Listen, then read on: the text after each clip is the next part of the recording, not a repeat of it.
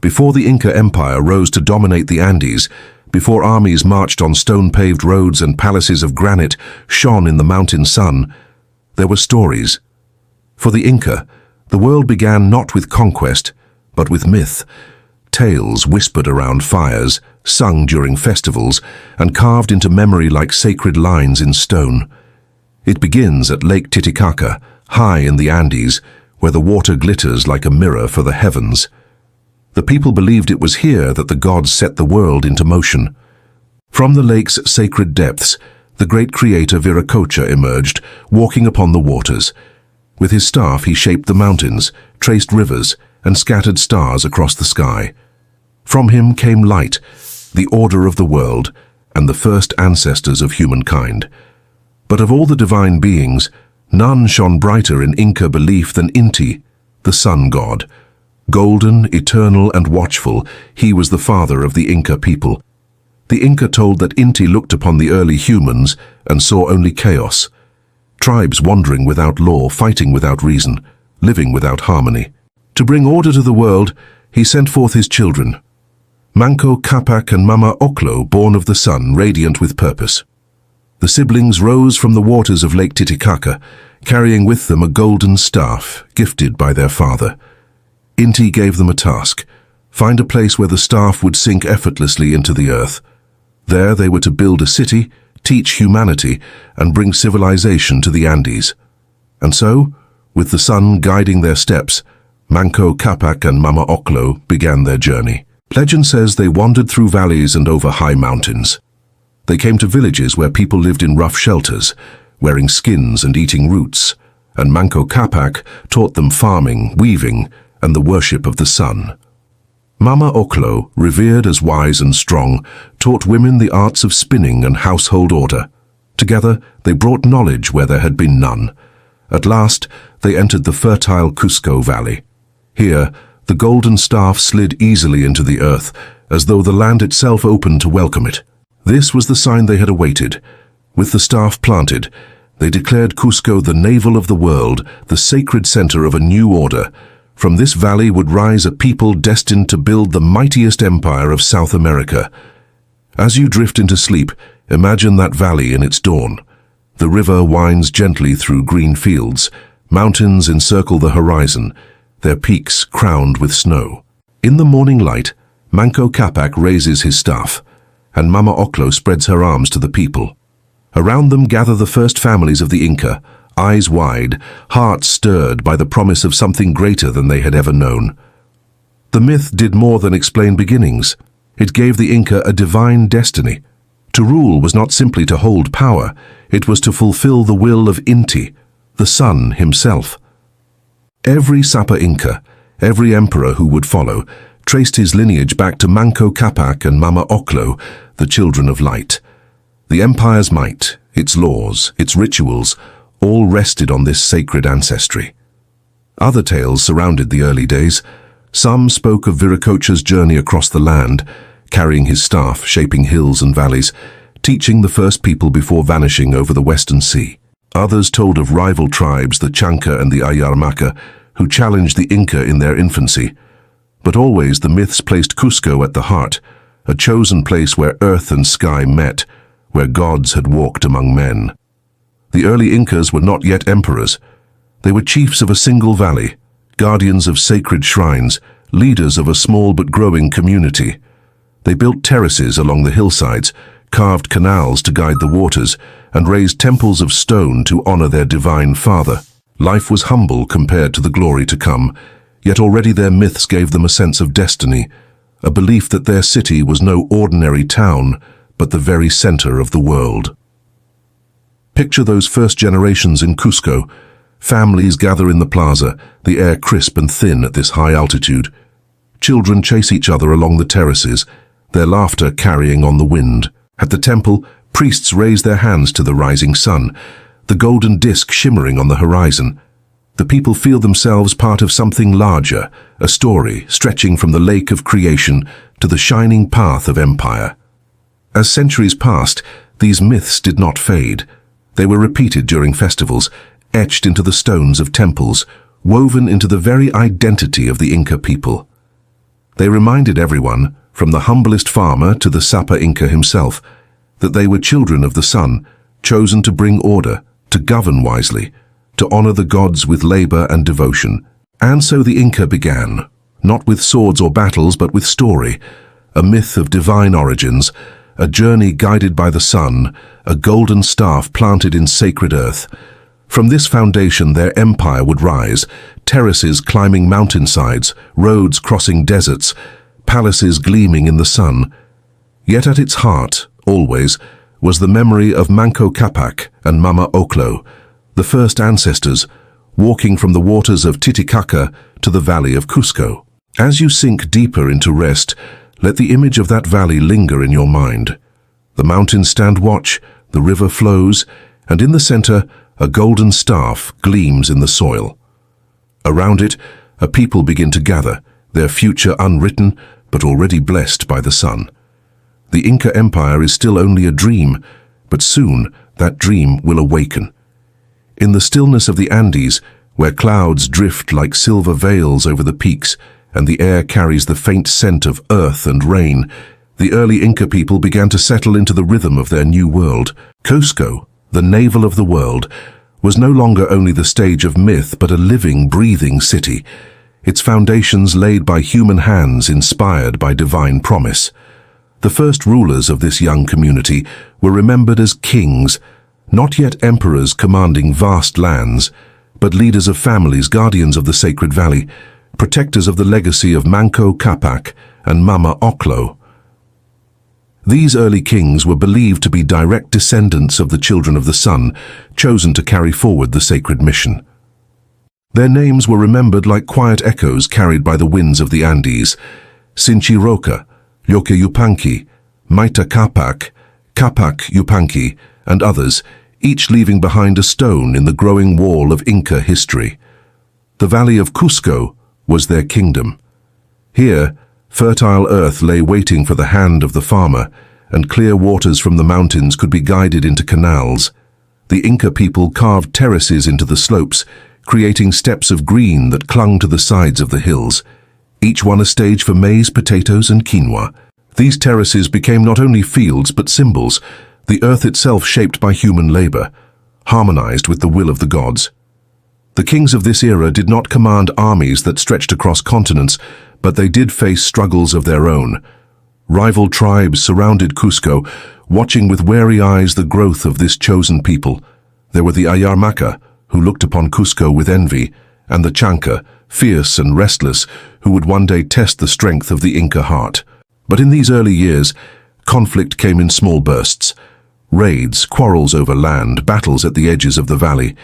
The kings led their people with both courage and caution, building alliances where possible, defending fiercely when threatened. As you close your eyes, imagine the young city of Cusco as it might have appeared in those days. A cluster of stone houses with thatched roofs, smoke rising from hearths as families prepare their meals. Children run barefoot across the plaza, chasing each other beneath the gaze of the mountains. Farmers bend over the terraces, guiding the water from canals into thirsty soil. Above them all stands the Temple of the Sun, modest at first, but already glimmering with offerings of gold and silver, gifts to Inti, father of their people. The early kings were not only warriors, but builders. Under Sinchi Roca, the second ruler, Cusco began to take shape as a true city. Houses were arranged with more order. Canals were dug to bring water through the streets, and walls were raised to mark the sacred heart of the settlement. His successors added to these efforts, each one carving their contribution into the memory of the valley. Maita Capac, known for his strength and daring, was said to have extended Inca influence beyond the valley, leading campaigns into neighboring lands and planting the seeds of expansion that would one day grow into empire. Yet even in this time of growth, the Inca people remained deeply rooted in their beliefs. Every sunrise was greeted with ceremony, as priests lifted golden cups filled with chicha, the sacred corn beer, and poured it upon the earth in offering.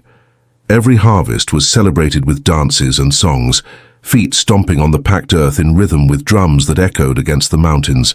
Life was ordered not only by the needs of survival, but by the cycle of the sacred.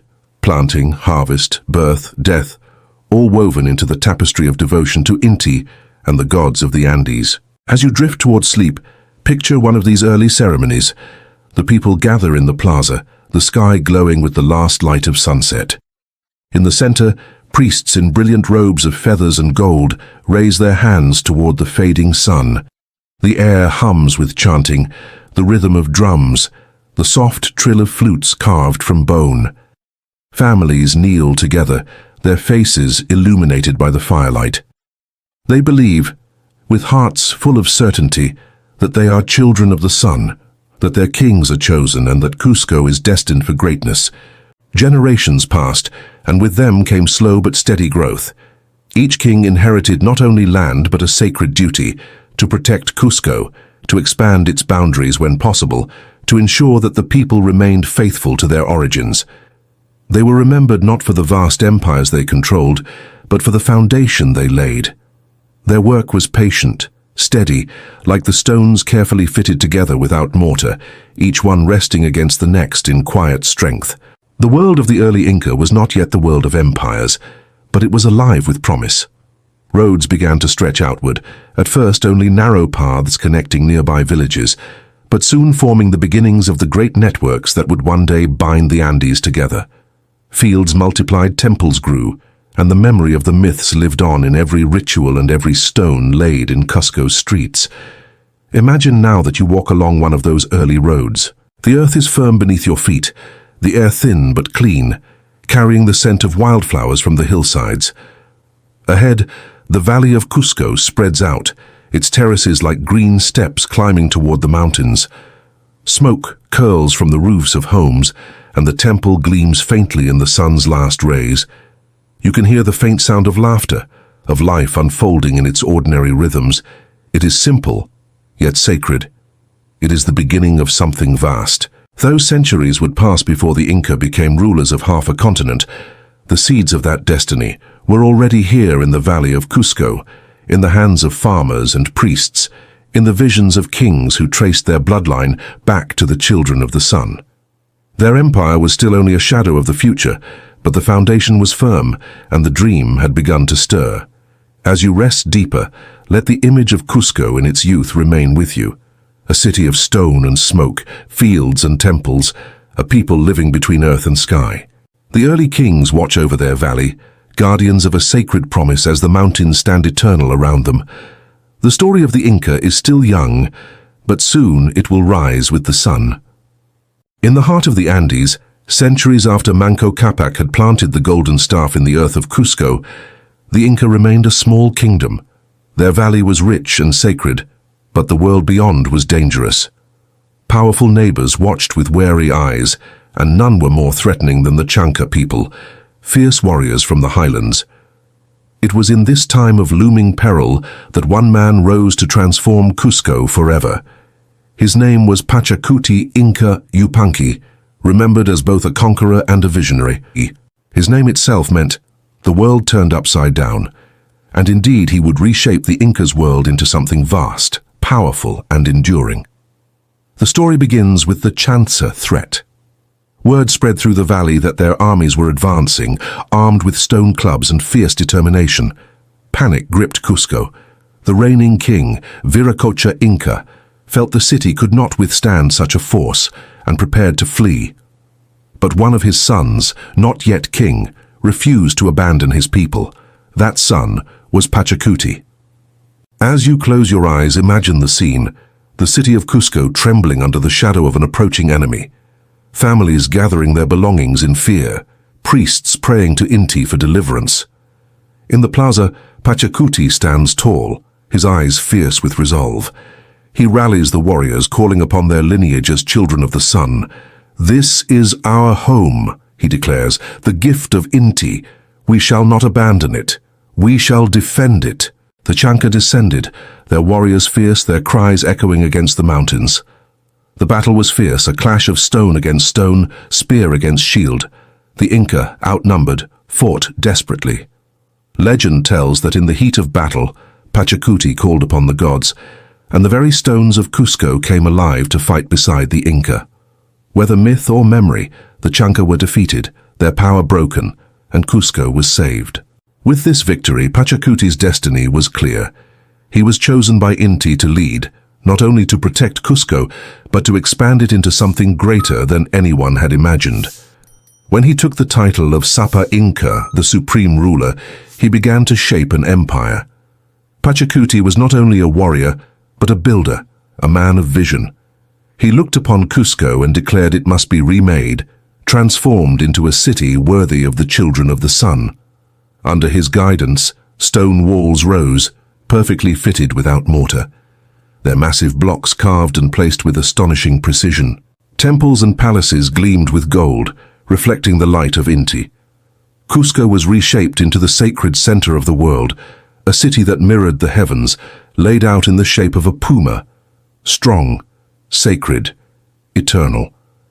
He also built roads, not mere paths, but vast highways carved across mountains and valleys, linking the farthest corners of the Andes. Rope bridges stretched across gorges, tambos way stations were built for travelers, and runners carried messages across the empire with astonishing speed. The beginnings of the Chapacñan, the great Inca road system, took form under his vision. As you drift into rest, imagine walking one of those new roads. The mountains rise around you, snow glittering on distant peaks. The road is straight and firm, carved into the rock itself, stretching toward horizons unknown. Along the way, runners dash past you carrying quipus, cords knotted with information, messages of the empire's will. You pass through valleys filled with terraces of maize, fields watered by canals, villages alive with song and labor. All of this, you realize, is the work of Pachacuti's dream. But Pachacuti's vision went beyond stone and road.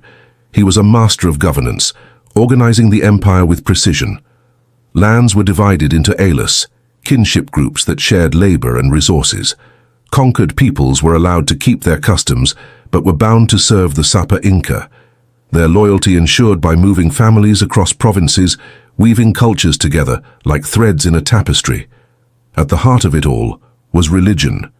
Inti, the sun, reigned supreme, and Cusco's Temple of the Sun, Coricancha, became the empire's beating heart. Its walls, lined with sheets of gold, reflected the light of day, while within offerings of silver and emeralds honored the Divine Father. Every conquered people was drawn into this spiritual web, told that the Inca were chosen by the sun, destined to bring order to the world. Imagine standing in Coricancha at dawn. The golden walls glow as the first light of morning enters. Priests chant softly, their voices carrying in the still air. Outside, the city stirs, farmers readying for the fields, builders shaping stone, children laughing in the streets. All feel the presence of Inti. All feel bound together by the vision Pachacuti had set in motion. In time, Pachacuti's conquests extended far beyond the Cusco Valley.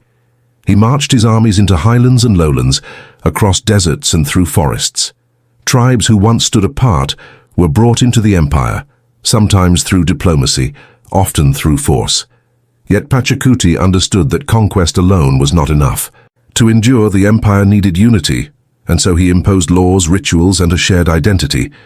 The Inca became more than a people. They became an empire, Tawantinsuyu, the land of 4 quarters. As you rest deeper, imagine the map of the Andes slowly transforming. Cusco remains at its center, the navel of the world, but lines stretch outward, roads, alliances, conquests. Valleys that once seemed far now bend toward Cusco's light. Pachacuti's vision spreads across mountains and rivers, uniting a land as vast as it is diverse. The man remembered as the world turned upside down had indeed reshaped reality. From a small valley threatened by neighbors, he forged an empire that would stand as the greatest in South America. His legacy was not only the stones of Cusco, the roads across the Andes, or the temples of gold.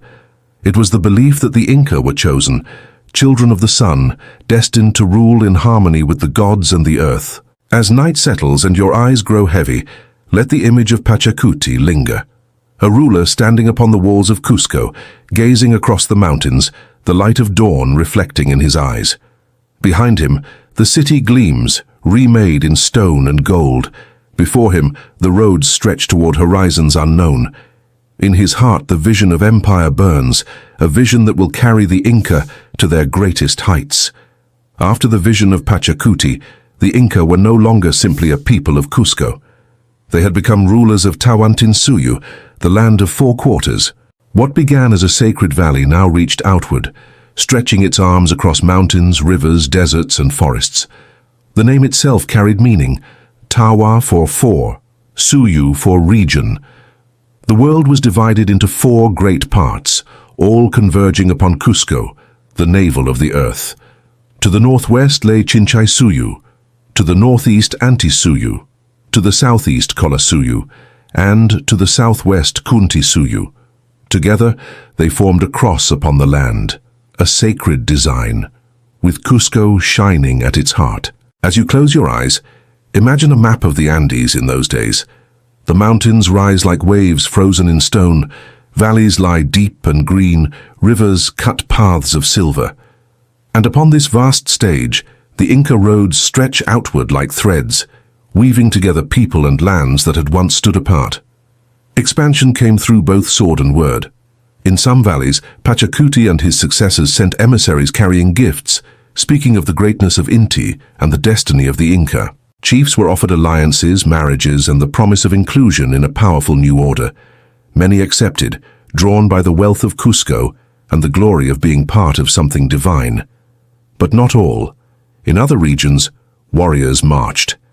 The Inca armies, disciplined and vast, descended upon their enemies with slings that hurled stones faster than arrows, clubs that shattered bone, and spears tipped with sharpened bronze. Victory was often swift, for the Inca brought not only weapons but strategy, surrounding enemies, cutting off supplies, striking with precision. And when victory was won, the defeated were folded into the empire, their lands terraced, their people counted, their gods given a place within the great Inca pantheon. Imagine, as you drift deeper into rest, one of these campaigns. The morning mist clings to the mountains as lines of warriors move silently along the roads. Their tunics are bright with patterns of their elu, their kinship group, and their shields glint in the rising sun. At their head walks the general, his headdress crowned with feathers, his steps steady upon the earth. Behind them, the sound of drums echoes, a heartbeat of empire. Villages watch from the hillsides as the army passes, the power of the Inca undeniable. Yet, conquest was not only about war. The genius of the Inca lay in how they governed the lands they acquired.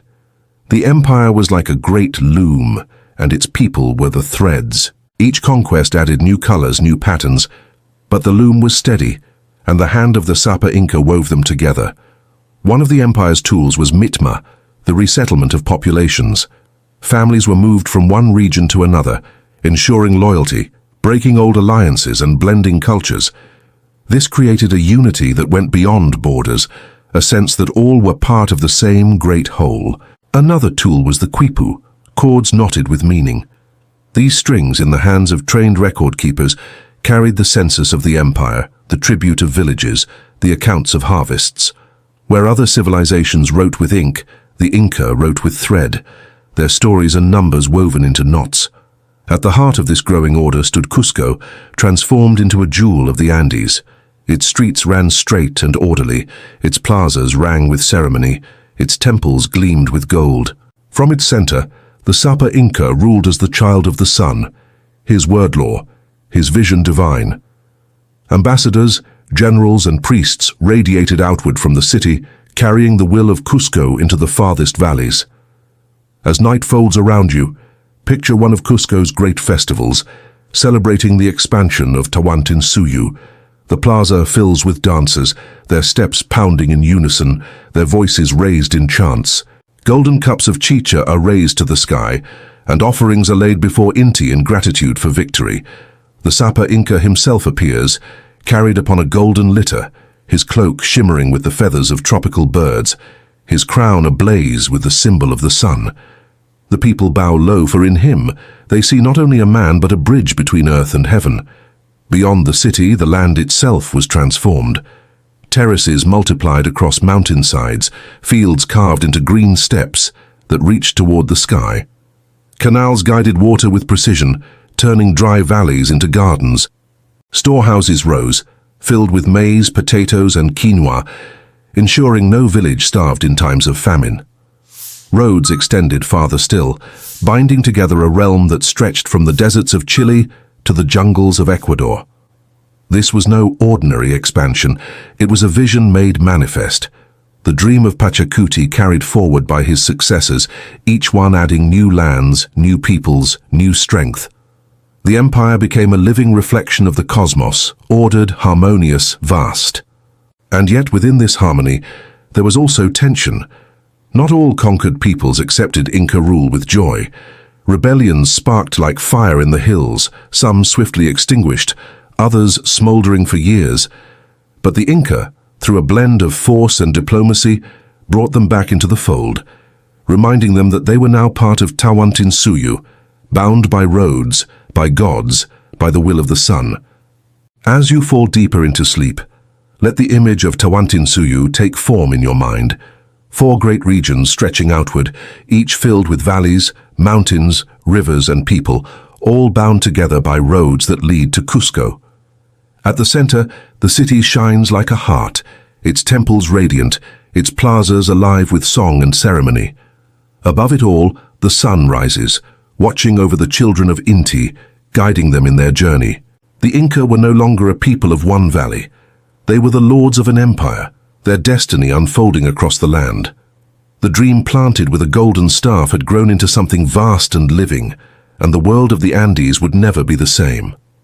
Beneath the soaring Andes, where snow-capped peaks watch silently over valleys green with maize and quinoa, the Inca Empire thrived not only through kings and conquests, but through the quiet rhythm of daily life.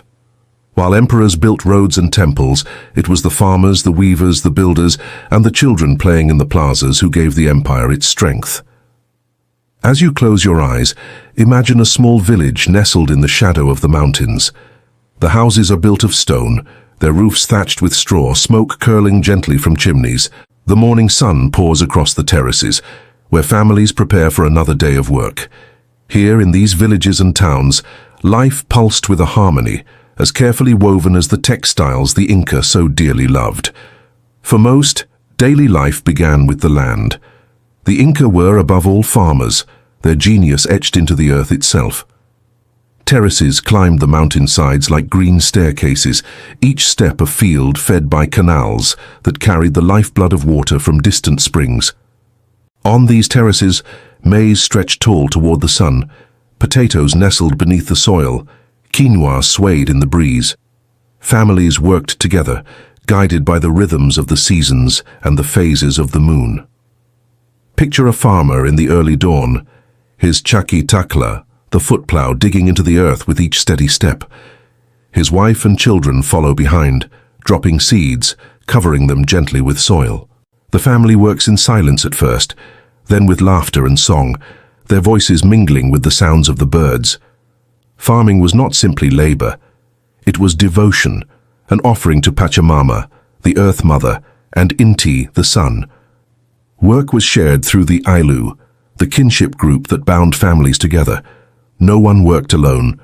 When fields needed planting or harvest, the Ailu gathered, men and women alike, each taking part. In return, each family knew the community would stand by them when their own time of need arrived. This sense of reciprocity extended through all of Inca life, weaving the people together like threads in a single cloth. As you sink deeper into rest, imagine wandering through a village during midday. Children chase each other across the plaza, their laughter echoing against stone walls. Women sit weaving cloth on backstrap looms, the threads bright with reds, blues, and golds. Their fingers move quickly, creating patterns that tell stories of ancestors, gods, and fields. Men carry baskets of maize from the terraces, while elders sit in the shade, offering wisdom and stories to those who pause to listen. Food was simple but nourishing. Maize was ground into flour and baked into flat breads or brewed into chicha, the corn beer shared during festivals. Potatoes dried into chuño could be stored for years and carried across mountains. Quinoa, beans, and peppers added variety, while in the highlands, herds of llamas and alpacas provided meat, wool, and transport. Meals were eaten together, shared among families, reinforcing the bonds of kinship and gratitude. Religion wove seamlessly into every moment of life. Before planting, offerings were made to Pachamama, the earth. Before drinking chicha, a few drops were poured onto the ground in thanks. The people felt themselves part of a living world, watched over by gods and spirits, their daily actions tied to cosmic order. Education, too, was woven into the fabric of life. Children learned from their families, boys from their fathers, learning to farm, to herd, to build. Girls from their mothers, mastering weaving, cooking, and household tasks. But beyond these skills, all learned respect for the gods, loyalty to the Ailu, and obedience to the Sapa Inca, the child of the sun. Knowledge was not kept in books, but in memory, stories, and the intricate knots of the quipu. Festivals punctuated the year, lifting daily life into celebration. The greatest was Inti Raymi, the festival of the sun, held at the winter solstice. Imagine the scene. Thousands gather in Cusco, their tunics bright with color, their faces alight with joy. The Sapa Inca himself appears in robes of gold, raising his arms to greet the rising sun. Fires blaze, dancers whirl, and offerings are laid upon the sacred altars. For the people, these moments were reminders that they were bound not only to one another, but to the sun itself. But life was not without duty. The empire required labor, and each family contributed through the mita, a system of shared service. Some were called to build roads or temples, others to serve in the army, others to work in storehouses or mines. This labor was not seen as a burden, but as a gift, each person's contribution to the strength of Tawantinsuyu. In return, the empire cared for its people, feeding them from storehouses during famine, protecting them with armies, guiding them through priests and rulers. As you drift further into calm, picture the storehouses that dotted the empire's roads. Great stone structures filled with maize, chunyo, dried fish, and textiles. They stood as symbols of security, proof that the Inca system could withstand even the harshest seasons. A family in a distant valley knew that if their harvest failed, the empire would provide. In the evenings, life slowed. Families gathered in their homes, the fire glowing warmly in the hearth. Stories were told of Manco Capac and Mama Oclo, of Pachacuti and the Chanca, of the sun and the earth and the stars above. These stories were more than entertainment. They were lessons, weaving identity and purpose into the hearts of each generation. As night deepens around you, imagine one of these evenings. A child lies close to the fire, his eyes heavy with sleep, while his grandmother tells of Viracocha, the great creator who shaped the world. Outside, the stars blaze with impossible brilliance, the Milky Way stretching like a river across the sky. The child drifts to sleep, knowing he is part of something vast. His family, his Ailu, his empire, his gods. This was the true strength of the Inca, not only their kings or their armies, but the quiet devotion of their people. Through shared labor, shared belief, and shared story, they created a society where each thread was part of a larger whole.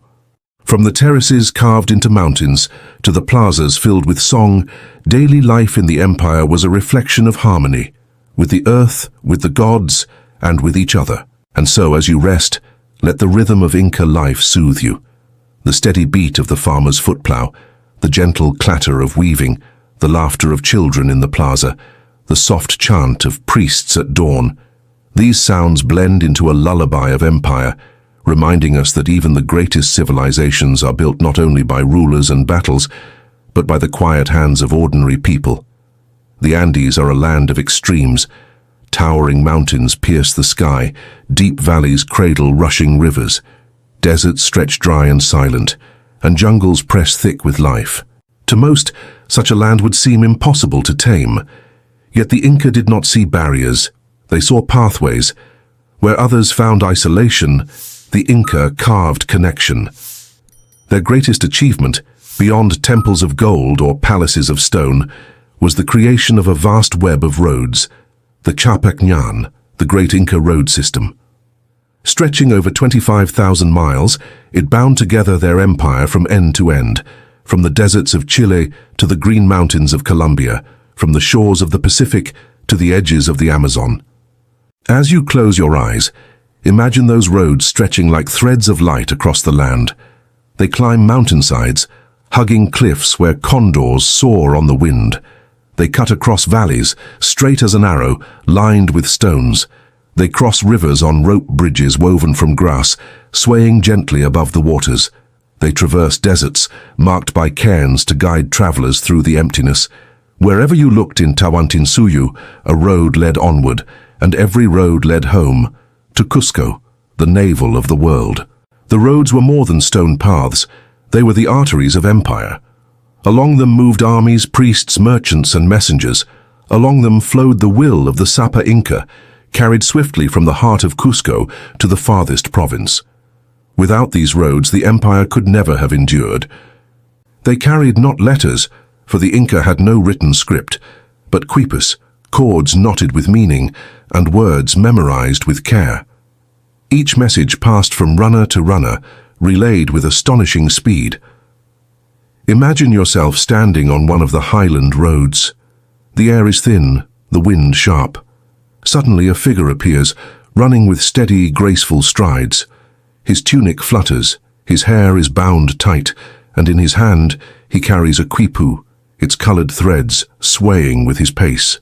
As he nears a small way station, a tambos, another runner is waiting.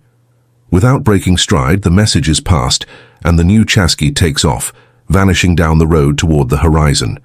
In this way, a message could travel hundreds of miles in a matter of days. The tambos themselves dotted the roads like beads on a necklace. Simple stone structures, they offered rest for travelers, food for the weary, and supplies for the runners. Soldiers could gather there before marching onward. Officials could rest before continuing their inspection, and merchants could pause to share stories and trade news. Each tambo was a heartbeat in the endless rhythm of the roads. As you drift deeper into rest, imagine following one of these roads at dawn. The horizon glows with the first light of the sun. Farmers are already at work in nearby fields, but the road is alive with other kinds of movement.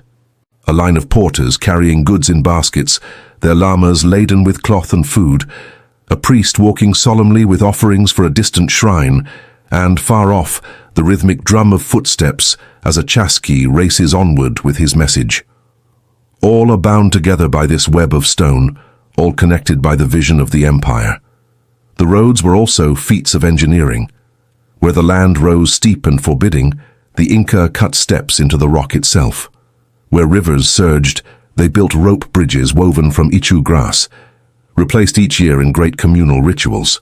Imagine one of these bridges, swaying above a roaring gorge, its ropes thick as a man's arm, its surface woven firm. A caravan of travelers steps carefully across, their eyes wide with awe as the river thunders below. The bridge groans but holds steady, a miracle of fiber and faith. To walk these roads was not only to travel through space, but through empire. Everywhere the presence of the Inca was felt. Roads linked villages to towns, towns to cities, and cities to Cusco. Soldiers moved swiftly to quell rebellion, priests to carry sacred rites, officials to inspect and measure. In this way, the Inca created unity, making far-flung peoples feel part of a single, living order. At times, the roads even reached into the sacred. Pilgrimages were made along them, paths leading to holy mountains and shrines. The journey itself became devotion, each step a prayer, each mile a thread, tying the worshipper closer to Inti, to Pachamama, to the gods of sky and earth. As you let your breathing slow, picture walking one of these roads yourself. The sun is warm on your face, the air thin and pure, the mountains loom on either side, their peaks gleaming white. Ahead stretches the path, straight and sure, its stones placed with care centuries ago. Each step feels steady, eternal, as though you are walking not only through a land, but through history itself. The Kapak Nyan was more than a road system. It was the skeleton of empire. Upon it rested not only armies and officials, but the very idea of unity. It was how the Sapa Inca's voice could reach every corner of Tawantinsuyu, how food could flow from surplus to scarcity, how distant provinces felt themselves part of the great whole. When you think of the Inca, you may imagine golden temples or mighty emperors. But perhaps the truest image is of a simple stone road stretching across mountains, carrying the footsteps of countless lives. Farmers, soldiers, priests, messengers, all walked its length, all felt its weight, all carried forward the dream of empire. And so, as you drift into sleep, let the image of those roads settle in your mind. Long, straight lines across impossible landscapes, rope bridges swaying above gorges, tambos glowing with firelight in the night, chasqui running like shadows in the dawn. These were the veins of a civilization, carrying not only messages and goods, but the heartbeat of a people who believed themselves children of the sun. In the Inca world, the mountains were never just mountains, rivers never just rivers, and stones never just stones. Everything in their land, the peaks, the valleys, the stars above, and the earth beneath, was alive with spirit. To walk through Tawantinsuyu was to walk through a sacred landscape, where each corner held a presence, each step carried meaning. At the heart of this spiritual world stood the temples. Most radiant of all was Coricancha, the Temple of the Sun in Cusco. Its very name means golden enclosure, and it gleamed as though touched by the dawn. Imagine stepping into its courtyard, walls lined with sheets of pure gold, polished to a mirror-like shine, catching the light of Inti himself. Statues of llamas, maize stalks, and children were cast in precious metals, offered as tokens of devotion.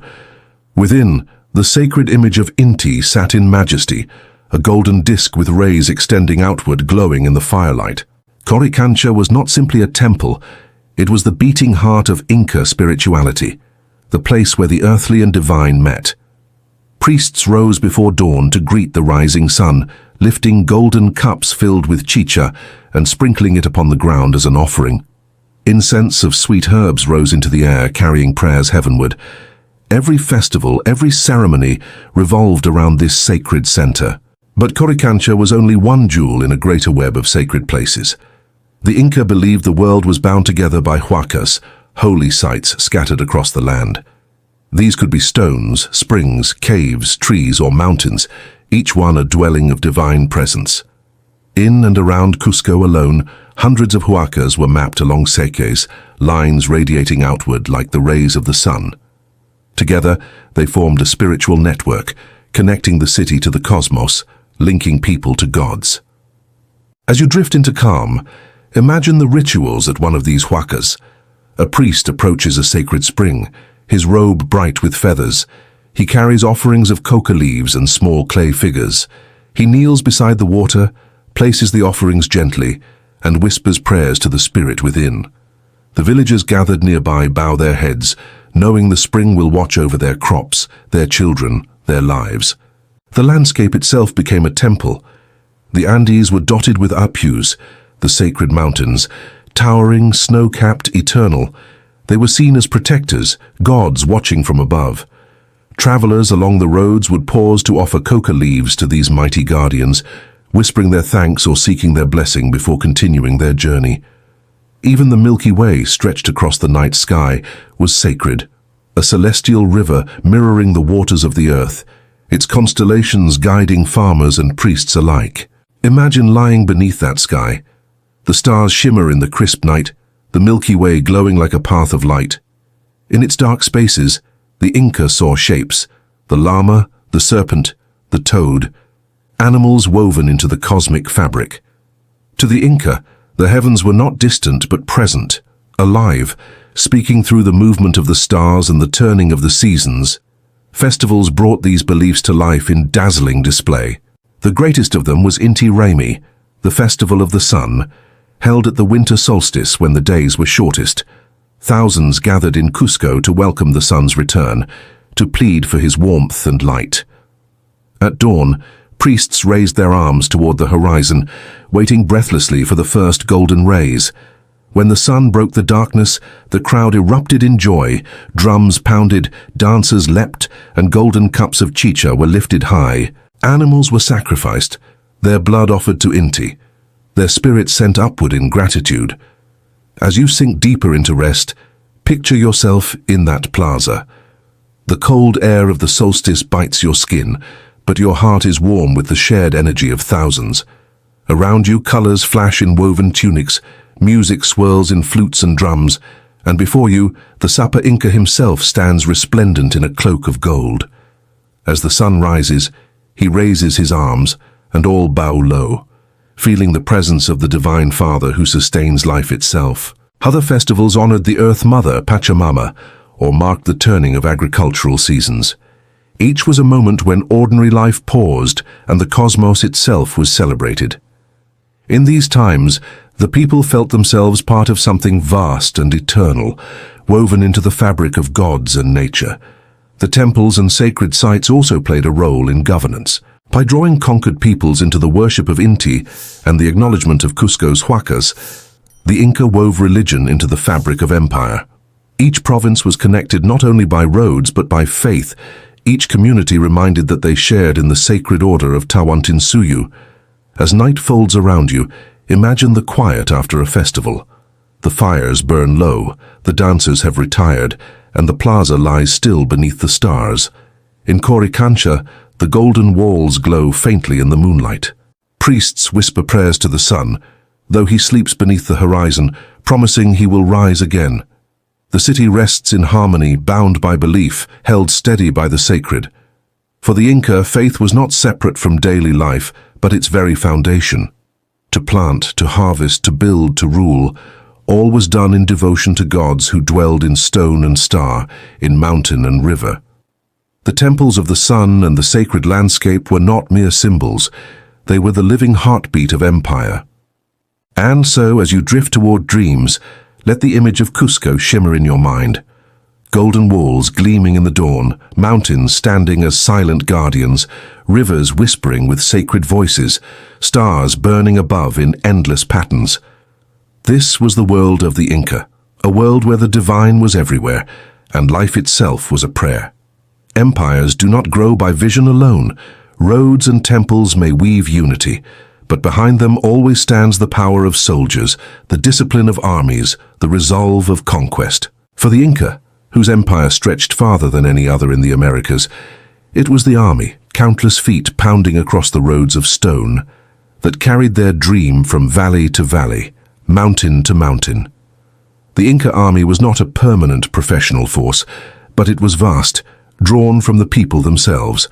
Through the system of Mita, every able-bodied man owed service to the empire, and when called, he left his fields and terraces to join the ranks. What he found was an army unlike any other, bound not only by weapons but by loyalty to the Sapa Inca, the child of the sun. As you close your eyes, imagine the assembly of such an army. From across Tawantinsuyu they come. Men from the highlands with slings and stone hammers, men from the valleys with spears and shields, men from the coasts with reed armor and bows. They gather in the plazas of Cusco, thousands strong, their tunics bright with the patterns of their provinces, their faces set with determination. Priests walk among them, blessing each warrior, reminding them that to fight was not only duty, but devotion, service to Inti, the sun god who watched from above. Their weapons were simple but effective. The sling, spun from wool, could hurl stones with such force that even armored foes fell before it. Spears tipped with sharpened bronze, clubs studded with stone or metal, axes that glinted in the light. These were the tools of conquest. Some wore padded armor of cotton, others helmets of wood or bronze adorned with feathers. Their banners fluttered in the wind, carried high to remind them of their kin and their cause. But more powerful than weapons was organization. The Inca army moved with discipline, guided by generals of great skill. They marched along the roads in columns, their supply lines supported by the empire's vast storehouses. Each tambo along the way provided food and shelter, so the army never starved, never faltered. This was the genius of the empire, not only to raise an army, but to sustain it across impossible landscapes. Picture now a campaign unfolding. The chasqui, the swift-footed messengers, race ahead along the roads, carrying news of the enemy's movements. Scouts climb the mountains, watching from the peaks. When the enemy is found, the Inca move with precision. They surround villages, cut off supplies, and wait, wearing down resistance before striking. And when the battle comes, it is fierce and swift, slings whirling, spears thrusting, clubs crashing. Victory comes not only from force, but from order. the steady heartbeat of thousands moving as one. As you drift deeper into calm, imagine one such battlefield. The air is thin, the ground uneven, the mountains rise around you like silent witnesses. The Inca warriors advance in unison, their voices raised in chants, their slings cracking like thunder. The enemy resists, fierce and proud, but the tide is overwhelming. Soon the banners of the Inca stand tall, and the conquered are brought into Tawantinsuyu. Yet conquest did not end with the battlefield. The Inca were masters not only of war, but of incorporation.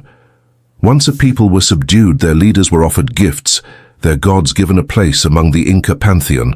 Families were resettled to ensure loyalty, roads and temples were built, and tribute was gathered. Those who accepted found themselves protected, fed in times of famine, made part of a greater whole. Those who resisted faced destruction, but even then survivors were woven back into the fabric of the empire. The army also carried out great feats beyond conquest. They built fortresses on mountain passes, their walls of stone rising where cliffs dropped into valleys. They guarded storehouses, patrolled roads, and stood as the ever-present arm of the Sapa Inca's will. Their presence reminded all that Tawantinsuyu was not only sacred order, but living power. As night folds around you, picture the return of such an army to Cusco after victory. The plaza is alive with celebration. Warriors march in triumph, their weapons raised, their tunics flashing with color. Captives follow, carrying gifts and treasures from distant lands. Priests sprinkle chicha on the ground in offering, and the Sapa Inca, radiant in his golden cloak, welcomes them home. Songs fill the air, drums beat like thunder, and the people rejoice that their empire has grown once more. And yet, behind the glory was discipline. Each man knew his duty, each province its role. The army was not an instrument of chaos but of order, as carefully organized as the roads and terraces that shaped the land. It was the embodiment of the Inca belief that all things, people, fields, gods, must work together in harmony, each serving the greater whole. As you sink further into sleep, imagine yourself walking among these warriors. You hear the clink of weapons, the murmur of chants, the steady rhythm of footsteps on stone. You see their faces, tired, determined, proud. They are not fighting for themselves alone, but for Cusco, for Inti, for the dream of empire. In their hands lies the destiny of Tawantinsuyu, and in their march echoes the heartbeat of a civilization. The Inca army was more than soldiers. It was the force that carved empire from mountain and valley, the hand that spread order where there had been division, the power that allowed vision to become reality. Without it, there would be no Tawantinsuyu. With it, the world of the Andes was remade. And so, as your eyes grow heavy, let the image of that army carry you deeper into rest. Lines of warriors stretching across the roads of the Andes, banners fluttering, chants rising, weapons gleaming in the sun. Behind them, the mountains stand eternal, watching silently as empire unfolds. Ahead of them, new lands wait, ready to be drawn into the embrace of the sun. The reign of Pachacuti had reshaped the Inca world, transforming Cusco from a valley kingdom into the radiant heart of an empire. But his vision did not end with him. After his passing, the mantle of the Sapa Inca passed to his son, Tupac Inca Yupanqui, and then to his grandson, Huayna Capac. Together, these rulers carried the dream of Tawantinsuyu to its greatest expanse, stretching across land so vast that they touched the deserts of Chile, the high plains of Bolivia, the coasts of Ecuador, and the forests near Colombia. Imagine the empire as a great tapestry, each ruler weaving his own thread, adding new colors, new patterns. Pachacuti had laid the foundation. Tupac Inca Yupanqui and Huayna Capac expanded its borders until Tawantinsuyu became the mightiest realm the Andes had ever known. Tupac Inca Yupanqui was remembered as a bold and ambitious leader. From an early age, he showed a gift for strategy, leading armies with the same calm precision as his father. When he became Sapa Inca, he inherited not only Cusco's glory, but also its responsibility to expand, to unify, to honor the gods with victory. Under his command, the Inca army marched farther than ever before. Campaigns carried them north into Ecuador, where they encountered fierce resistance from tribes who fought bravely against incorporation. Yet through discipline and persistence, the Inca prevailed, bringing fertile valleys and coastal plains into the empire's embrace. To the south, Tupac Inca Yupanqui extended the empire deep into Chile, subduing tribes along the Atacama Desert. His conquests were not only of land, but of spirit, drawing diverse peoples into the shared vision of Tawantinsuyu. As you close your eyes, imagine one of these campaigns. The army moves steadily across a coastal plain, the sea glittering on one side, the mountains rising on the other. The sun beats down, but the warriors press on, their banners flying, their chants echoing across the land. At night, they gather around fires, eating from storehouses built along the roads, confident in their purpose. At dawn, they march again, their steps carrying the will of the Sapa Inca farther and farther. Tupac Inca Yupanqui was not only a conqueror but an explorer. Legends tell of a voyage westward into the Pacific, where he sailed with thousands of men on rafts across the open sea. Some say he reached distant islands, bringing back stories of lands where coconuts grew and birds with brilliant feathers filled the skies. Whether myth or memory, the tale reflects the spirit of a ruler whose gaze reached beyond the horizon, always seeking what lay farther. After his passing, the throne passed to his son, Huayna Capac, whose reign would mark both the height and the beginning of the empire's troubles. Huayna Capac inherited a realm that stretched thousands of miles, a land of deserts, forests, valleys, and mountains. His task was to hold it together, to maintain harmony across such diversity, and to keep the dream alive. Huayna Capac continued the expansion, pushing farther into the north. The lands of modern-day Ecuador became a central focus, their fertile fields and strategic position essential to the empire's strength. But the resistance there was fierce. Tribes such as the Cañari resisted with courage, their warriors refusing to submit easily. Battles raged, and though the Inca prevailed, the scars of resistance lingered, leaving unrest beneath the surface. As you drift deeper into calm, imagine Huayna Capac in his moments of triumph and burden. He rides at the head of his army, the golden emblems of the sun gleaming on his cloak. His gaze is steady, but his thoughts are heavy with the weight of empire. Behind him stretch thousands of warriors. Before him lies the challenge of uniting a realm so vast that even the swiftest messengers took weeks to cross it. During his reign, Cusco remained the sacred heart, but Huayna Capac favored the northern city of Quito, seeing it as a second center of power. Palaces rose there, roads extended outward, and temples gleamed echoing the majesty of Cusco. In this, he sought to bind the northern provinces more closely to the empire to ensure loyalty in lands that resisted fiercely. Yet his reign was marked by more than conquest. He faced rebellion in the north, disease spreading from distant lands, and whispers of division within his own house. The empire had reached its greatest size, but with such greatness came fragility. Like a tapestry stretched too far, its threads strained under the weight. Still, in his time, the empire shone brightly. Imagine the festivals of Cusco during his reign, the plazas filled with thousands, the golden walls of Coricancha glowing in the sun, the Sapa Inca carried aloft on a litter of gold. Priests raise offerings to Inti, dancers spin in brilliant patterns, drums echo like thunder. For the people, life was secure, fields were full, storehouses brimming, the roads alive with movement. They believed their empire eternal, blessed by the sun, unshakable beneath the watchful eyes of the mountains. But even as the empire reached its zenith, the seeds of challenge lay hidden. The lands of Ecuador remained restless, and whispers of discontent lingered in valleys far from Cusco. In the years to come, Huayna Capac's death would open wounds that could not be easily healed, dividing the empire at the moment it faced its greatest threat from beyond the seas. As night folds around you, let the image of these rulers settle in your mind. Pachacuti, the visionary who built the foundation. Tupac Inca Yupanqui, the conqueror and explorer who pushed the empire's boundaries farther than ever before. Huayna Capac, the ruler who held the vast tapestry together even as its threads began to strain. Each added to the dream, each carried the golden staff of destiny farther. And so, as you drift into sleep, imagine Tawantinsuyu at its height, roads stretching across thousands of miles, temples gleaming, armies marching, storehouses full, people bound together by the sun. The Inca believed their empire eternal, but history whispers otherwise. Soon change would come, carried on winds from distant shores. But for now, in this moment, the empire shines in golden harmony. At the height of its glory, the Inca Empire stretched across the Andes like a golden thread, weaving valleys, mountains, and deserts into a single vision of order. Yet even the strongest tapestry can fray from within. When Huayna Capac, the mighty ruler who had expanded Tawantinsuyu farther than ever before, drew his last breath, his empire trembled on the edge of division.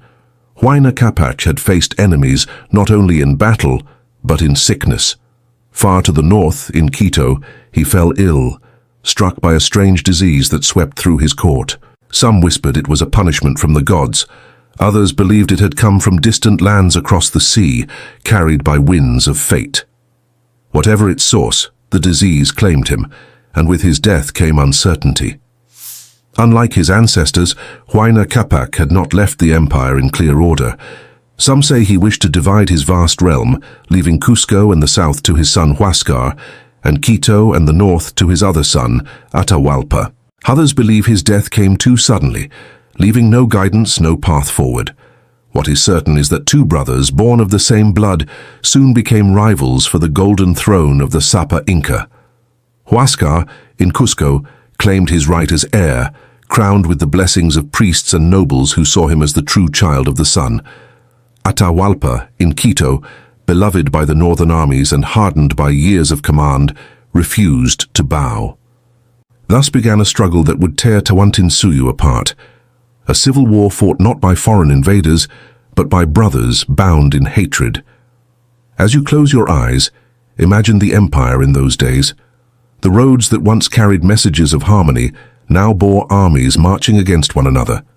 Villages that had sung in unison now trembled as soldiers demanded loyalty to one brother or the other. The golden dream of unity was shadowed by suspicion, betrayal, and blood. Huáscar, proud and fiery, gathered his forces in Cusco. He saw himself as the rightful ruler, guardian of the sacred city, the true heir of Inti. His banners flew high, and his priests declared that the gods favored his cause. But though he held the heart of the empire, his grasp was not strong beyond it. Atahualpa, calm and calculating, commanded the loyalty of the northern armies, men seasoned by years of battle in Ecuador's rugged lands. They were disciplined, fierce, and utterly devoted to their leader. For years, Atahualpa had proven himself not only as a warrior, but as a commander who cared for his soldiers, sharing their hardships, rewarding their loyalty. The first clashes were small, skirmishes in valleys and along roads, but soon the war consumed the empire. Armies marched in endless columns, their chants echoing against the mountains. Spears clashed, slings cracked, clubs fell, and blood stained the terraces that once yielded maize. As you drift deeper, picture one of these battles. The sun rises above the Andes, casting long shadows over the field.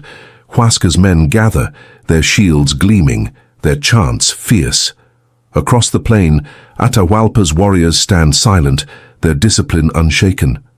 At the signal, the air erupts with the whir of slings, stones flying like hail, spears meet shields, the ground shakes with footsteps, and the cries of war drown out the songs of peace. At first, Huáscar's forces fought with courage, but Atahualpa's northern armies proved stronger. Battle after battle, they pushed southward, breaking Huáscar's lines, scattering his followers. In time, Atahualpa's generals captured Cusco itself, and Huáscar was taken prisoner. Imagine the scene. Huáscar, once the proud ruler of the sacred city, now bound, humiliated, forced to watch as Atahualpa claimed the throne. The people of Cusco looked on in silence, their hearts heavy, their faith shaken. The Golden City, once the unchallenged heart of empire, had become the prize in a brother's war. Atahualpa stood triumphant. He was the master of Tawantinsuyu, the victor of civil war, the undisputed Sapa Inca. His banners flew over Cusco, his warriors filled the streets, and his name carried fear and respect across the land. Yet his triumph came at a terrible cost. The empire, though united under his rule, was fractured in spirit. Fields lay burned, villages lay broken, families divided by loyalty. The dream of harmony, so carefully woven by Pachacuti and his descendants, was unraveling. As you breathe slowly, let yourself picture Atahualpa in his moment of victory. He sits upon a golden throne in Cusco, the light of Inti pouring down upon him. Around him stand his generals, proud and loyal. Yet in his eyes, there is no peace, only the weight of conquest, the knowledge that his empire is weakened, its people weary, its spirit wounded. The civil war had decided a ruler, but it had also opened a wound that could not easily heal. And as Atahualpa celebrated his triumph, a new force stirred far to the north, across the sea. Strangers, unlike any the Inca had ever known, men with steel and horses, carrying weapons of fire and disease. They were few, but they carried with them a power that would change the Andes forever. The timing could not have been darker. At the very moment Tawantinsuyu stood weakened by division, fate brought forth a new challenge, one the Inca could not have foreseen.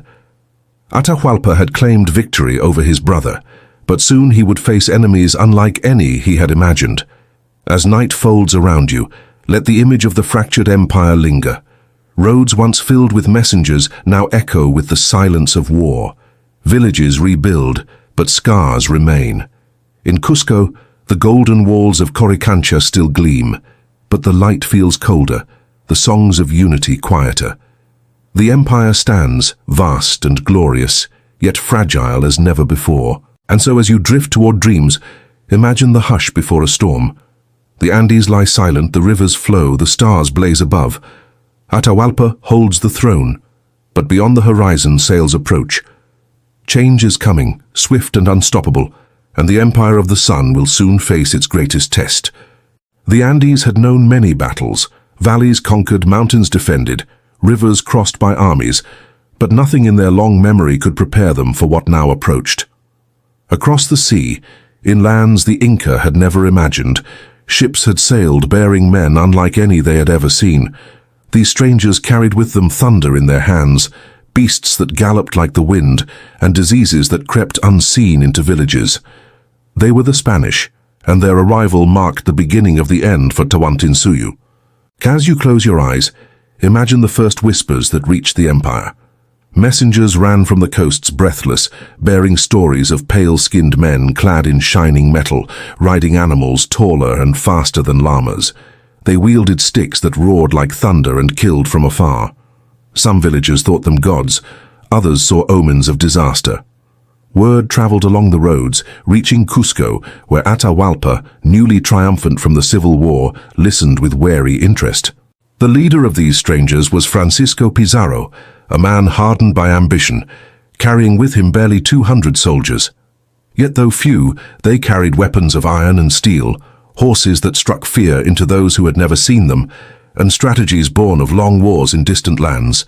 Against the might of Tawantinsuyu they seemed insignificant, but the empire was weakened, torn apart by the recent struggle between Huáscar and Atahualpa, and that weakness would prove decisive. Atahualpa, encamped with his victorious army in the city of Cajamarca, received word of Pizarro's arrival. Confident in his strength, he agreed to meet these newcomers. After all, he commanded tens of thousands of warriors. What could a handful of foreigners achieve against the children of the sun? As you drift deeper into rest, imagine the moment when Atahualpa first laid eyes on the Spaniards. He rides in a litter of gold, carried high by his servants, his robes gleaming with feathers and jewels, his crown flashing in the Andean sun. Around him march thousands of warriors, filling the valley with their chants. The Spaniards, few in number, wait nervously, their horses stamping, their cannons silent for now. It is a meeting of worlds, one ancient, rooted in mountains and myths, the other new, born of sails and steel.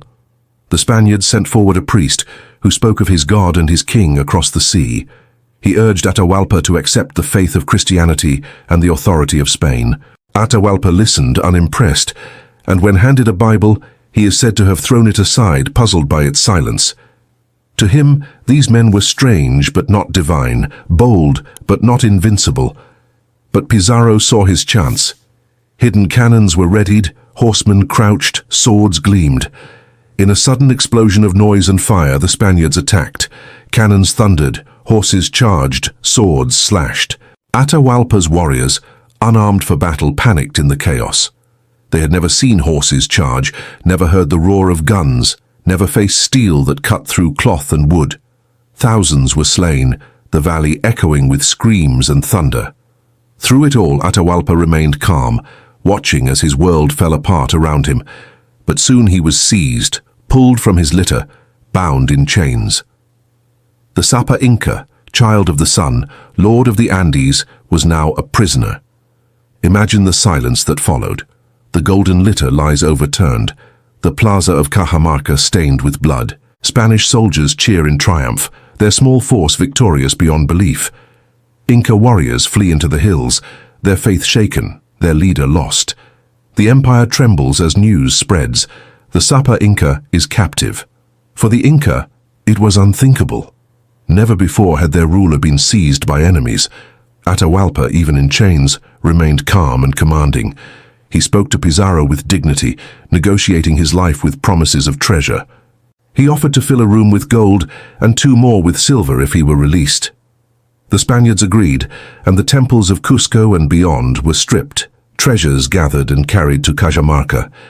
Statues, ornaments, vessels of gold and silver, the wealth of centuries was piled high to ransom a king. As you breathe slowly, picture that room filling with treasure.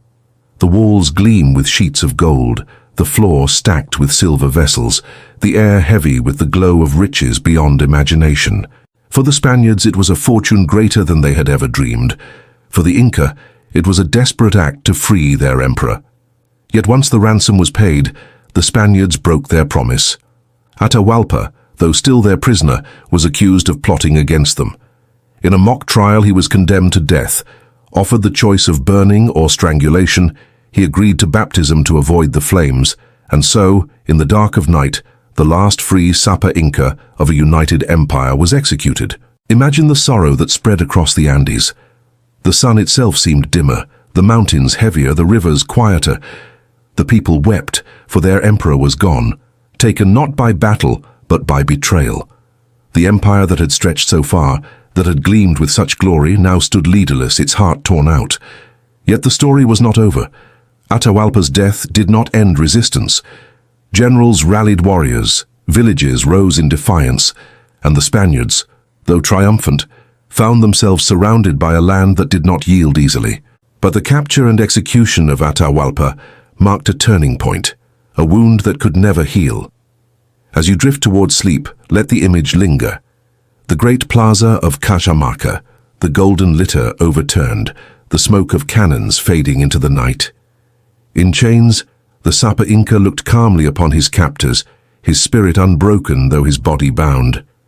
And with his fall, the fate of Tawantinsuyu shifted forever, as the world of the Andes met the steel and fire of the strangers from across the sea. The death of Atahualpa at Cajamarca sent shockwaves through the Andes. For centuries, the Inca had believed their Sapa Inca to be the child of the sun, untouchable, eternal. And now he was gone, executed not by rival lords or natural death, but by strangers from beyond the sea. The people of Tawantinsuyu were stunned, their faith shaken, their order fractured. Yet even as the Spaniards celebrated their grim triumph, the empire did not collapse in silence. The Inca resisted, fiercely and bravely, determined to defend their lands, their gods, and their city of Cusco, the navel of the world. After Atahualpa's death, the Spaniards turned their gaze toward Cusco, knowing that the sacred capital was the true heart of the empire. Without it, the Inca could not endure. Marching with their horses, their steel, and their cannons, the Spaniards advanced, joined by thousands of native allies, tribes who had long resented Inca rule and now saw a chance for revenge. As you close your eyes, imagine the mountains alive with motion, columns of soldiers winding along the roads, horses stamping, cannons dragged on wooden wheels. The Spaniards, though few, walked with confidence, their weapons unmatched. Behind them, the allies moved in vast numbers, swelling their ranks. Before them lay Cusco, gleaming in the sunlight, its temples covered in gold, its plazas wide and proud.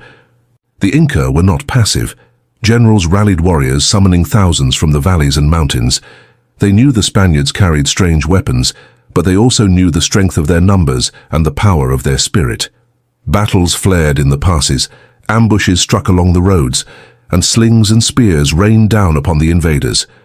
The Andes echoed with the clash of two worlds, each determined to claim victory. Yet the Spaniards pressed on. Their horses scattered warriors unused to such beasts. Their cannons roared, shaking the earth, filling the air with smoke and fear.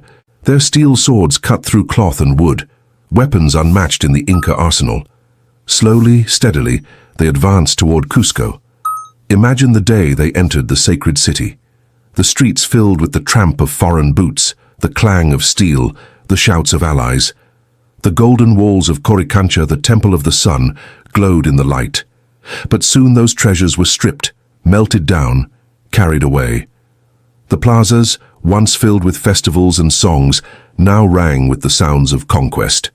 The heart of the empire, the navel of the world, lay in the hands of strangers. But conquest did not mean peace. Resistance burned like fire in the mountains. Warriors regrouped under leaders such as Manco Inca Yupanqui, a noble who at first cooperated with the Spaniards, but soon turned against them. In 1536, he launched a great uprising, surrounding Cusco with tens of thousands of warriors. For months the Spaniards were trapped, besieged in the city they had taken. Fires raged, stones rained down, the air filled with war cries. As you drift deeper into rest, picture the siege of Cusco.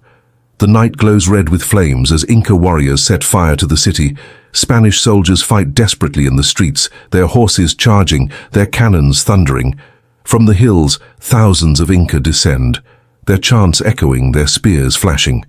For a time it seemed the empire might rise again, that the children of the sun would reclaim their sacred city. But fate was against them. The Spaniards, though few, held fast with their steel and their allies. Rain extinguished many of the fires, and disease and hunger weakened the Inca forces. After months of fierce fighting, the siege collapsed. Manco Inca retreated into the mountains, carrying with him the spirit of resistance, while Cusco remained in Spanish hands. Still, the Inca did not yield. From the remote fortress of Vilcabamba, Manco Inca and his descendants kept the flame of defiance alive for decades. In those hidden valleys, they built their own capital, their warriors striking in sudden raids, their banners still raised in the name of the sun. Though the Spaniards held Cusco, the dream of Tawantinsuyu endured in the hearts of those who refused to bow. Imagine Vilcabamba in the quiet of evening.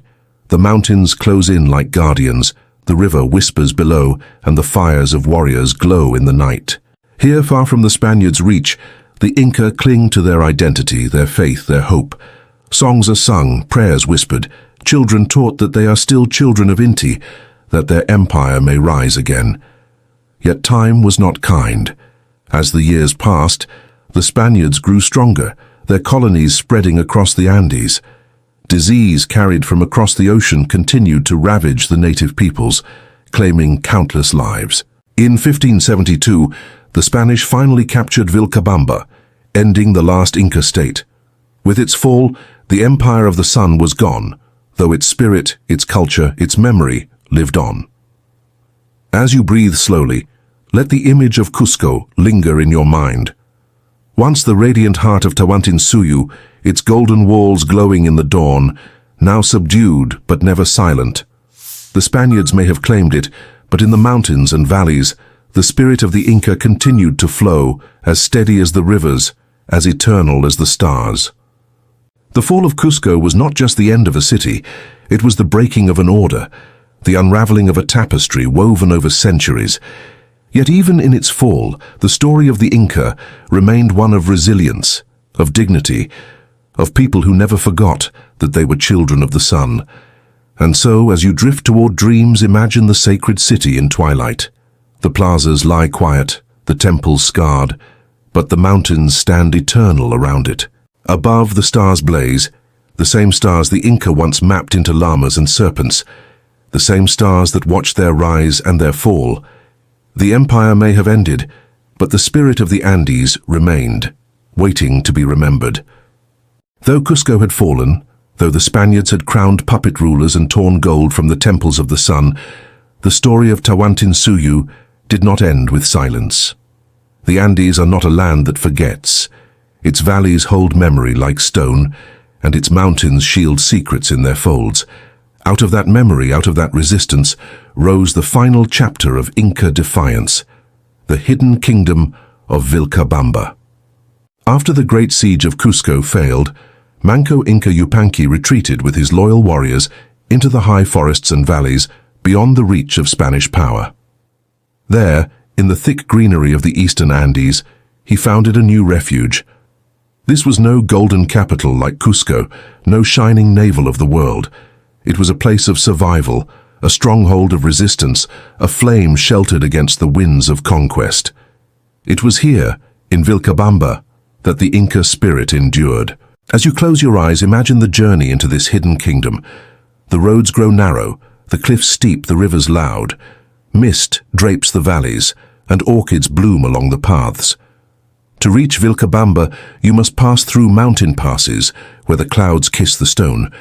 It feels like the world itself is guarding this last refuge of the children of the sun. Within these valleys, Manco Inca built his court. Warriors trained in the forests, their weapons simple, but their resolve unbroken. Villagers planted maize and potatoes on terraced slopes, sharing their harvest with the army. Priests lit fires to Inti, whispering prayers that one day the empire would rise again. Though stripped of Cusco's splendor, Vilcabamba was alive with hope, with stubborn dignity, with the determination that the Inca would not disappear. From this hidden capital, Manco Inca launched raids against Spanish garrisons and settlements. Columns of warriors emerged from the forests, striking suddenly, burning fields, ambushing caravans, and then vanishing back into the mountains.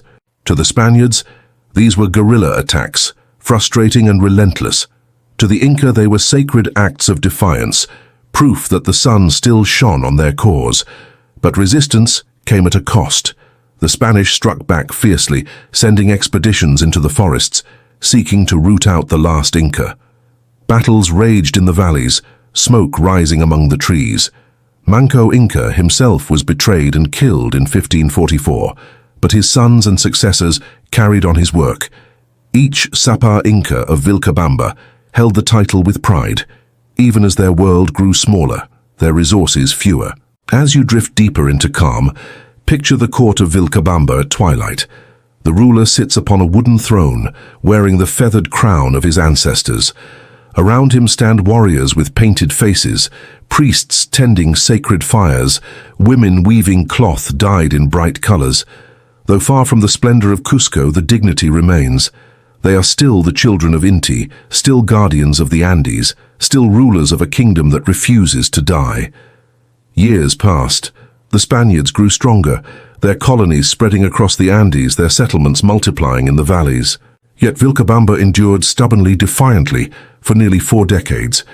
It became a symbol not only to the Inca, but to all peoples of the Andes, that resistance was still possible, that the Empire of the Sun had not vanished entirely. In 1571, Tupac Amaru became the last Sapa Inca of Vilcabamba. Young, determined, and proud, he inherited not wealth or splendor, but a legacy of defiance. He ruled over a kingdom battered by war and disease, but he carried the mantle of his ancestors, bearing it with quiet strength. But the Spanish could not tolerate this last ember of Inca power. In 1572, they launched a final campaign, sending soldiers into the forests to extinguish Vilcabamba once and for all. The hidden city fell, its people scattered, its temples broken. Tupac Amaru was captured and brought to Cusco, the very city once built by his forefathers. There, in the plaza of his ancestors, he was executed. Witnesses wept as the last crowned Inca was put to death. His life ended, but his name destined to echo across centuries. For though he died, his spirit became legend, remembered in stories, songs, and rebellions yet to come. As you breathe slowly, imagine that moment, the young ruler standing tall, his gaze steady, his voice calm. Around him, the city watches, torn between grief and awe. With his death, the line of the Sapa Inca ends, Yet his memory begins a new life, one that no conqueror could silence. Vilcabamba was gone, its fires extinguished, its banners lowered. The Empire of the Sun had fallen. But its fall was not quiet submission. It was years of struggle, decades of resistance, the unyielding refusal of a people to let their identity be erased. And in that defiance, something eternal survived. Tonight, as you drift toward dreams, let the memory of Vilcabamba linger in your mind. Picture its misty valleys, its warriors vanishing into forests, its sacred fires glowing against the dark. Imagine the pride of its rulers, carrying the title of Sapa Inca even as their world crumbled. In their resistance lies the essence of the Inca, a people who would not bow, whose spirit outlived empire, and whose legacy still shines in the mountains of the Andes. The empire of the Inca was gone. Cusco lay under Spanish rule, its golden walls stripped, its temples repurposed, its plazas filled with foreign sounds. Vilcabamba had fallen, its last Sapa Inca executed beneath the very sky his ancestors once ruled. The banners of Tawantinsuyu no longer flew across the mountains, and the voice of the Sapa Inca no longer commanded the valleys. Yet the story of the Inca did not end with the fall of Vilcabamba. Empires may crumble, palaces may burn, but the spirit of a people lives on. The children of the sun carried their memory through centuries, preserving traditions, languages, and faiths that endured even under the shadow of conquest. As you close your eyes, imagine the Andes today, the same mountains that bore witness to the rise and fall of an empire. Terraces still line the slopes, green with maize and potatoes. Stone walls, fitted so tightly they have resisted centuries of earthquakes, still stand strong. Roads once trodden by chasqui runners still wind through valleys and across rivers. The Inca are gone as rulers, but their world remains woven into the fabric of the land. One of their greatest legacies was their mastery of stone. Even now, travelers marvel at the walls of Cusco, the fortress of Sacsayhuaman, and the hidden city of Machu Picchu. Each stone, carved and placed with such precision, speaks of a people who believed in permanence, in harmony with the earth. Their buildings were not just shelters but prayers in stone, offerings to the gods, reminders of human greatness balanced with humility before nature. Their roads, stretching thousands of miles across deserts, mountains, and forests, remain another legacy. Though horses and wheels were unknown to them, they built a network that tied together an empire larger than Rome, an empire carried on human feet and llama caravans. These roads carried not just armies and goods, but stories, cultures, and ideas, weaving the Andes into one vast family. Their society, too, left its mark. The Ailu, the communal unit, bound families together in work and life. Land was shared, labor rotated, harvests divided. It was not a society of individual wealth, but of collective survival, where each person's duty served the whole. Though centuries of conquest tried to erase it, the spirit of communal life still thrives in Andean villages today. And there was their religion, the sun god Inti, the creator Viracocha, the earth mother Pachamama. Though Christianity was imposed upon the Andes, many ancient beliefs quietly endured, blending with the new. Festivals honoring the sun continue. Prayers to Pachamama are whispered before planting, and the sacred mountains, the Apus, are still revered. In every ritual, every offering, the memory of Tawantinsuyu breathes again. As you drift deeper into calm, think of the language they left behind. Quechua, once the tongue of emperors and messengers, is still spoken by millions today. Words like choclo for corn, papa for potato, have entered languages far beyond the Andes. Through Quechua, the voices of the Inca still echo across valleys and fields, carried on the wind like the songs of their ancestors. The Spaniards brought conquest, but they also preserved much of the memory. Chroniclers wrote of Inca kings and queens, of Pachacuti's vision, of Atahualpa's fall. Though often told through foreign eyes, these accounts ensured the empire was never forgotten. Centuries later, archaeologists and historians would uncover the stones of Machu Picchu, the terraces of Ollantaytambo, and the mummies of emperors, piecing together the story of a people whose greatness still humbles the world. And there is the legacy of resilience. The Inca did not vanish. Their descendants remained, enduring hardship, carrying traditions in secret, passing stories from one generation to the next. They survived famine and oppression, but still they sang, still they sowed, still they looked to the sun each morning with reverence. The empire may have ended, but the people lived on, and live on still. As you imagine this, picture the modern Andes. Farmers bend over terraces first cut by Inca hands. Women in bright woven clothes carry baskets along mountain paths. Children play in plazas where golden walls once gleamed. And high above, Machu Picchu rests in silence, a city hidden in the clouds, a reminder that the Inca still speak through stone. The story of the Inca is not just one of rise and fall. It is a story of vision, of a people who believed they could unite the mountains, valleys, deserts, and forests into a single family. It is a story of faith, of gods who lived in every rock, river, and star. It is a story of resilience, of a culture that, though conquered, could not be erased.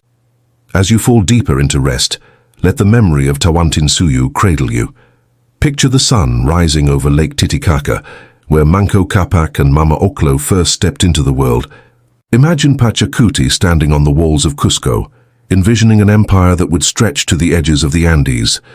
See the golden glow of Coricancha, the runners on the roads, the terraces climbing the mountains like stairways to the sky.